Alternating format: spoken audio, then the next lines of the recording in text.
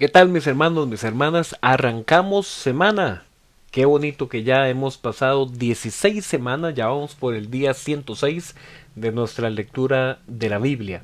Y como siempre les digo, espero que esto esté siendo luz para su camino, luz para sus pasos.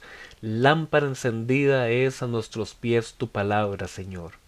Así es que damos gracias porque Dios nos permite continuar por aquí aprendiendo y siendo enseñados y adquiriendo sabiduría por medio de su palabra.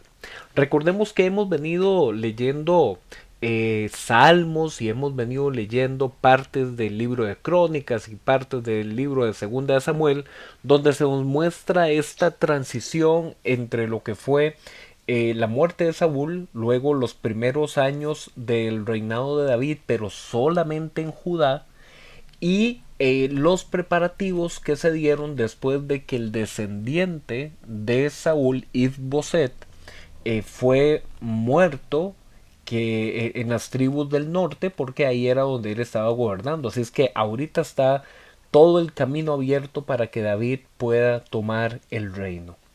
Pero antes de eso, en este largo capítulo de Primera de Crónicas capítulo 6, encontramos un repaso de la lista de descendientes de la tribu de Leví. ¿Por qué se le da tanto espacio en este capítulo a esta lista de descendientes y sobre todo, además de decir de quién es hijo, de quién es hijo, de quién es padre, los roles que a ellos les correspondía? Y aquí podemos ver que primero se nos repasa algo que para ellos es sumamente importante, que es la línea del linaje de descendientes sacerdotales provenientes de Aarón el levita. Recordemos que Moisés fue levita, es decir, era originario de la tribu de Leví, y Moisés tenía un hermano que era Aarón, que era un hermano mayor que Moisés, y Aarón también era levita. Ambos eran de la tribu de Leví. Y Dios le dijo a Moisés, esto es devolviéndonos a la época del desierto, Dios le dijo a Moisés que por medio de su hermano Aarón, sus hijos iban a tener el rol de ser sus sacerdotes.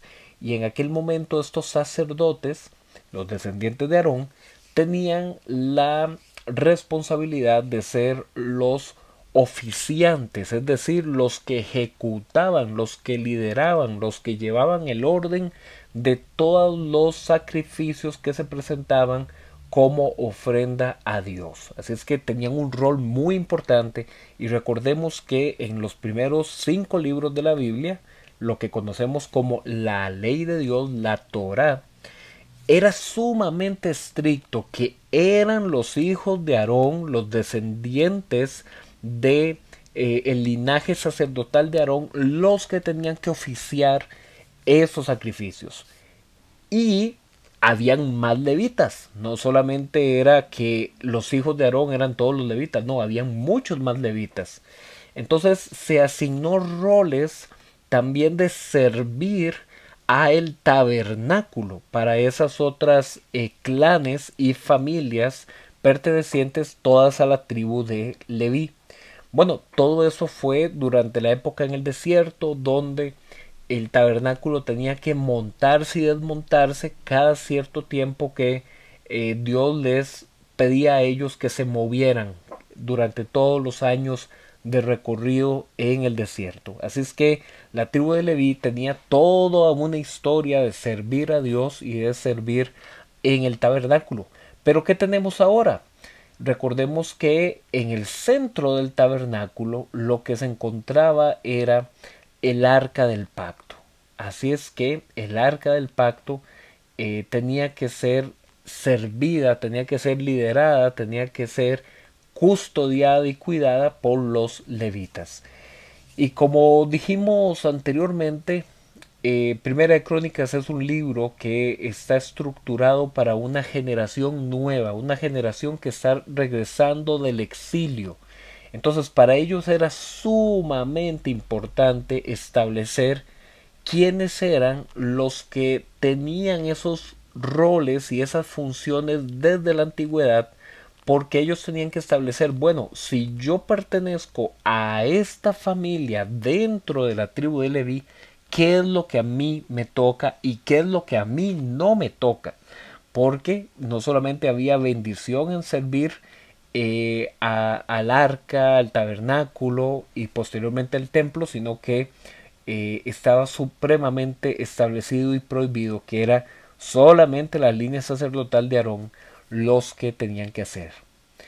Encontramos que los descendientes de Gersón, de Coat y de Merari, o los gersonitas, los coatitas o los meraritas, que eran familias o clanes dentro de la tribu de Leví, ellos van a tener funciones especiales como servidores en el santuario y después en el templo.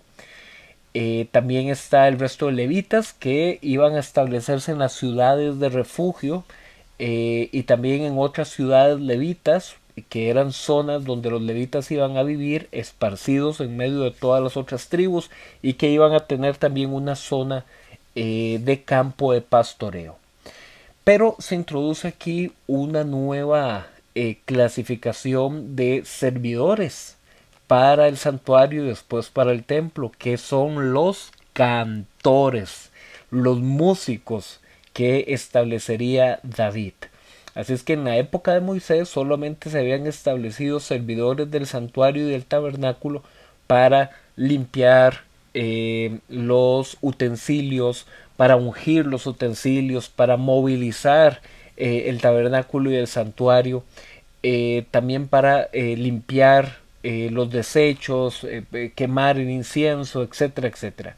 Pero ahora David introduce una nueva función que es la de los músicos, la de los cantores, donde bueno, aquí quizás uno de los más representativos va a ser Asaf, del que ya hemos leído algunos de los salmos que se le asignan a Asaf.